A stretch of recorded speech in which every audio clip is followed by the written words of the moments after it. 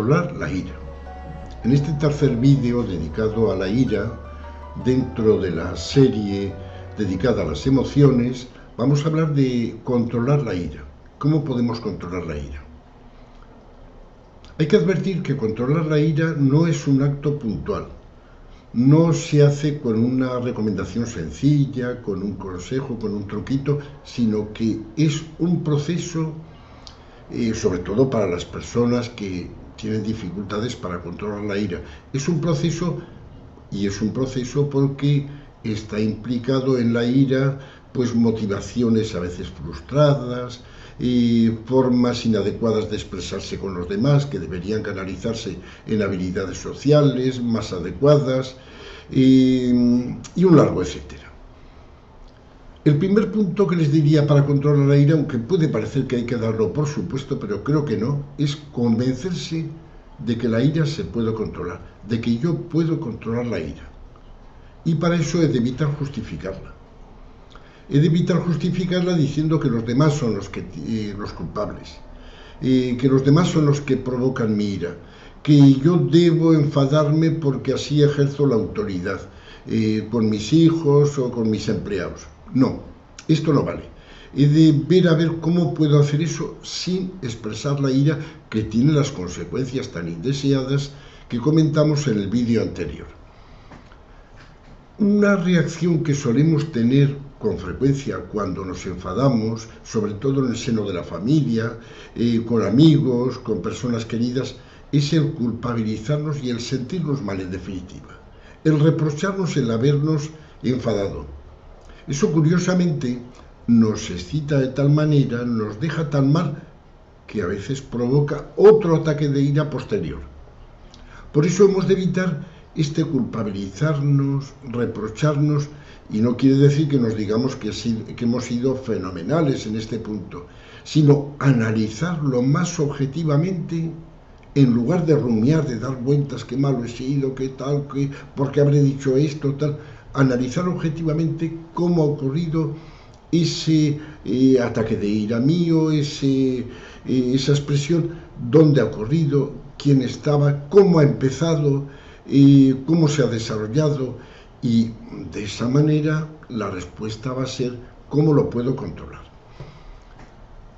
Otro punto. Hay un falso y mal remedio para desahogar la ira, que es el desahogar la ira, perdón. ¿En qué consiste esto? La psicología popular, parte de la psicología popular a veces dice, mira, desahógate y da un grito tú solo por tu cuenta, o golpea la almohada, que es otra de las estrategias que a veces se han sugerido, o rompe una botella que no tenga mucho valor y así te desahogarás. Eso de desahogar la ira, en definitiva, no es un buen remedio.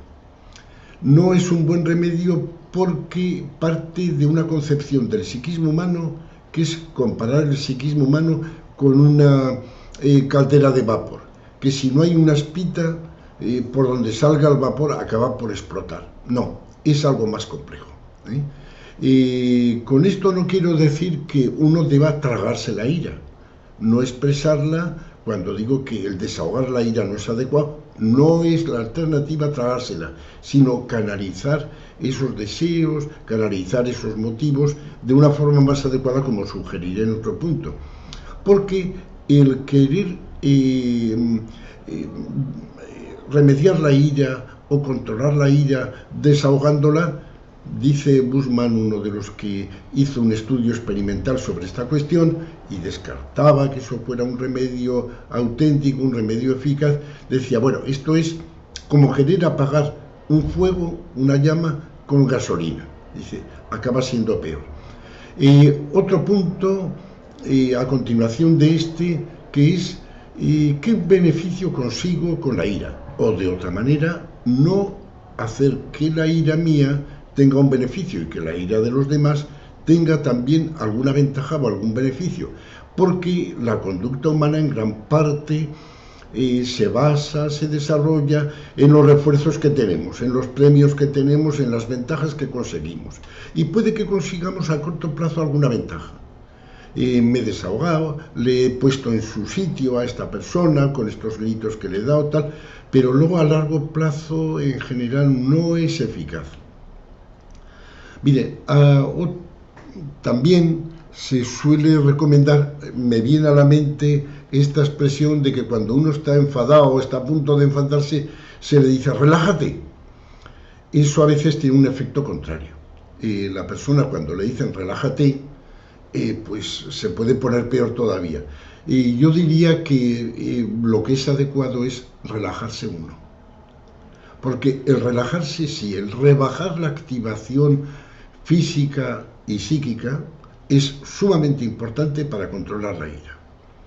Por eso el tener el recurso ese de provocar la relajación por medio de relajación diafragmática, por medio de extensar sobre todo los músculos de la cara, del rostro, pues puede ser sumamente eficaz, pero tiene que verlo uno, que no se lo digan. Y tenerlo uno tan accesible, estos métodos sencillos de relajación, que cuando comienza la ira al principio, ahí es donde debemos ponerlo. Bueno, de todos modos, de esto hablaré en otro tema, que es concretamente en la ansiedad, como de algún otro punto también. Miren, la ira a veces viene por acumulación de estrés. Y hay personas que, pues, que acumulan estrés y que no saben canalizarlo. Dicen, es que es cuestión del trabajo que tengo. Bueno, no es este el momento de desarrollar un punto tan complejo, pero sí diría yo que puede valer la pena que lo tengamos en cuenta. Y si yo veo que expreso ira, tal, uno de los puntos que a lo mejor tengo que mirar es este. ¿Será que no manejo bien el estrés diario, que lo voy acumulando, que lo voy sumando y que lo voy sumando sin ponerle algo que puede paliar, que puede servir de parachoques al estrés? Pequeñas satisfacciones, descansos. Una persona que no descansa, pues es más fácil que exprese ira cuando estamos enfadados y no hemos dormido, y entonces no nos pongamos a buscar cosas raras para controlarla, porque posiblemente esté ahí también. No acumular el estrés, resolverlo de las maneras o de los modos que nos indican para resolver y manejar el estrés, y también tener o contar con esta especie de colchón o de parachoques para suavizar el estrés. Miren, un filósofo estoico del primer siglo de nuestra era, el maestro de Nerón, el cordobés Séneca, tiene un tratado muy curioso sobre la ira. Y digo curioso porque es que en aquel tiempo, ya en el siglo I de nuestra era, da una serie de recomendaciones valiosas y actuales, profundamente actuales. Uno de los consejos que da, si no recuerdo mal, y luego lo han continuado otros también, que es el dejar un espacio de tiempo entre lo que me puede provocar la ira y mi respuesta de ira. Es decir, eso que llamamos contar hasta 10. Y si hace falta, contar hasta 100. Pero es decir, poner un espacio temporal de no responder, a la circunstancia que percibimos que nos controla la ira. Poner tiempo por el medio, y a veces también incluso poner espacio por el medio. No digo yo de escapar de la ira, de la reunión que tengo que me provoca ira, porque a veces eso hay que calibrarlo porque en algún caso puede ser un buen remedio. Me escapo yo o salgo de esa situación, por supuesto sin dar ningún portazo, pero a lo mejor irrito a los demás bastante. Igual el no ir a sitios donde puede provocarse la ira, el discretamente no darle, desviar la atención hacia otro tema, puede ser mucho más adecuado todavía. Hay pensamientos que, aunque los pensamientos no necesariamente generan las emociones, sino que las emociones pueden también surgir de otra manera, pero hay pensamientos que sí guardan una estrecha relación con la ira y que a su vez pueden provocar la ira. Estos que llamamos pensamientos automáticos, pensamientos distorsionados, hay diferentes nombres, y que, como digo, algunos psicólogos lo ponen con relación causal con las emociones. Yo pienso que la cuestión es un poquito más compleja. Pero sí, si uno se acostumbra a generalizar, a decir a las personas, a decirse a sí mismo, siempre soy igual, la culpa la tienen los otros. Hay una tipología de pensamientos que en otro punto de esta serie dedicada a las emociones trataremos, que pueden generar ira también, o que pueden guardar estrecha relación con la ira. Estos pensamientos en algunas personas son tan abundantes y tan variados, o es bueno o es malo, no admiten posturas intermedias, sé lo que estás pensando, otro tipo de pensamiento, que ya se llegan a constituir en unas gafas con cristales rojos, con las que vemos la realidad y vemos el mundo. Estos cristales los hemos de reemplazar por unos cristales que nos dejen ver la cosa bien. En lugar de ver la realidad con cristales rojos, hay una forma, una estrategia psicológica que en principio parece muy simple, pero puede ser útil y al principio igual puede parecer un poco más compleja, que es las autoinstrucciones que nos damos. Miren, cuando actuamos de cualquier manera, yo en este momento pues digo, voy a hablar y voy a ver si digo esto, a ver si digo lo otro. Tengo un diálogo interno. Lo mismo si me levanto ahora o decido levantarme, digo, ¿me levanto? No me levanto. Pues hay un diálogo interno que, según los que han estudiado esta cuestión, Meichenbaum, pues dicen que es un poco la interiorización del lenguaje que era antes de los educadores, de los padres que nos decían haz esto, haz lo otro. Hemos ido interiorizando unas pautas y desarrollándolas de cómo tenemos que actuar. Y están un poco a la base de eso. Está ese diálogo que no lo vamos a advertir porque es tan automático que pasa inconscientemente, como esos pensamientos también distorsionados, esos pensamientos que constituyen los cristales rojos de las gafas. Yo diría, por ejemplo, que puede ser estas autoinstrucciones pueden ir por este lado también. Por repetir internamente este diálogo, lo pongo como ejemplo, insisto. He aprendido y domino varias estrategias para controlar la ira. Decirme yo internamente eso. ¿Qué señales advierto de que crece la ira? Pues mire, me estoy tensando, estoy hablando con voz más rápida, noto ciertas tensiones en la cara, en los músculos. Ir haciendo este diálogo interno, mi pulso parece que se acelera un poco, se encendió la señal. ¿Qué quiere decir esto? ¿Qué estrategias tengo que activar en este momento? ¿Cuál será la más adecuada? Haré varias respiraciones sin que se me note demasiado porque estoy en interacción con otros. Procuro relajar los músculos del rostro, bajo el volumen de la voz. A veces nos invitan otros, oye, no elevas tanto la voz, pero lo puede hacer uno a sí mismo tal vez. Tal vez no sea para tanto, también relativizar un poco la cuestión. Otro punto que, como ven, puede ser interesante, estas autoinstrucciones que nos van a valer aquí para la ira, pero también para otras emociones, concretamente para la ansiedad, para los miedos. Bueno, hasta aquí he enumerado algunas breves pautas o sugerencias, pero puede haber algunas que son un poco más de fondo, que es, por ejemplo, todo lo que sea desarrollo de habilidades sociales, de asertividad. Asertividad quiere decir saber expresar, entre otras cosas, saber expresar mis motivos, mis deseos, de forma firme, pero de alguna forma, de alguna manera muy socializada. Es decir, como sin provocar el terremoto que puede provocar a veces la ira. Es decir, ni soy agresivo, pero tampoco soy pasivo. Puedo hacerlo de una forma educada y tal.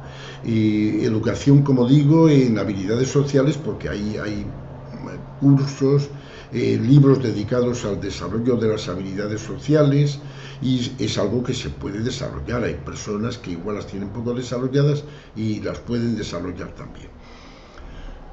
Junto a esto estaría el que también mejore mis formas de comunicar.